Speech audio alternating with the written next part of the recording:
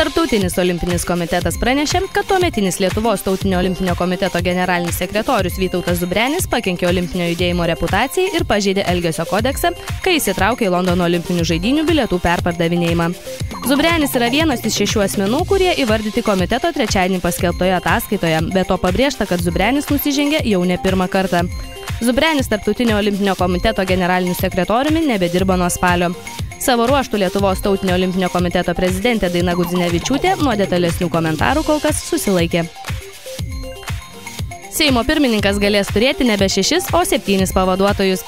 Seimas ketvirtadienį priėmė tai numatančias Seimo statuto pataisas. Už jas balsavo 73 Seimo nariai, prieš buvo 40. Naujas postas tikriausiai būtų skiriamas Lietuvos Lenkų rinkimų akcijos atstovui. Papildomos pavaduotojo pareigybės būtinumą valdantieji aiškina būsimų Lietuvos pirmininkavimu Europos Sąjungai. Tačiau konservatoriaus Antano Matulos siūlymų, kad papildomas Seimo vicepirmininko etatas būtų steigiamas tik pirmininkavimo metu 2013 metams, nebuvo pritarta. Savo ruožtų projektą per pateikimą pristačiusi socialdemokratė Irena Šiaulienė tvirtino, kad dėl naujo etato Seimo išlaidos padidės nesmarkiai, tačiau kiek tiksliai nenurodė. Žurnalo Forbes kasmet skelbiamo galingiausių žmonių sąrašo viršūnėje aukščiausią poziciją vėl užėmė JAV prezidentas Barackas Obama. Jame taip pat figūruoja popiežius Benediktas XVI, Vokietijos kanclerė Angela Merkel, socialinio tinklo Facebook įkūrėjas ir daug kitų įtakingiausių asmenų. Antrus metus iš eilės sąrašo viršūnėje puikuojasi Barackas Obama. Antrąją poziciją užima neoficialia ES lyderė vadinama Angela Merkel, kuri aplenkė 3 vietoje likusi Rusijos lyderį Vladimirą Putiną, kuris šiemet buvo perrinktas 3 prezidento kadencijai. Tačiau į 2012 sąrašą taip pat pateko vardų, kurie daugeliu ekspertų sukelia nuostabą. Tarp įtakingiausių pateko vienas Meksikos narkotikų kontrabandos baronas ar jaunasis Šiaurės Korėjos lyderis. Šunys gali užuosti plaučių vėžį, rodo trečiadienį paskelbti Austrijoje atliktos bandomosios programos rezultatai, teikiantis vilties, kad šią ligą bus galima diagnozuoti ankstyvesnėse stadijose. Bandymai parodė, kad šunys iš 120 įkvėpto oro mėginių 70% sėkmingai nustatė vėžį. Mokslininkai tikisi nustatyti, kokį išskirtinį kvapą užuodžia šunys, nustatydami plaučių vėžį, tačiau tokie bandymai tik pirminis bandymas plėtoti šį mokslinį procesą.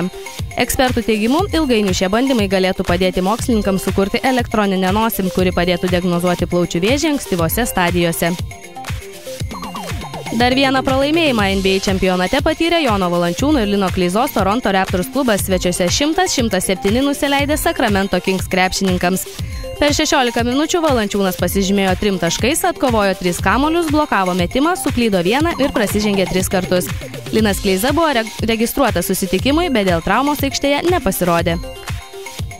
Trečiadienį sužaistos 8 UEFA Čempionų lygos 2012-2013 metų sezono grupių etapo rungtynės. Paskutiniojo turo mačuose grūmėsi E, F, G ir H grupių komandos. Po mačų E grupėje paaiškėjo, kad turnyro taurę į viršų šiame sezone kels nauja komanda. Šį pavasarį finale triumfavę Londono Chelsea futbolininkai 6-1 sutriuškino North Zealand, tačiau Turino Juventus išvykoje rezultatu 1-0 nugalėjo Shakhtar. Būtent šios komandos žengė į kitą etapą. Barcelona ir Benefica susitikimams G grupėje Ispanijoje baigėsi be įvarčių, o katalonų lyderis Lionelis Messi patyrė traumą.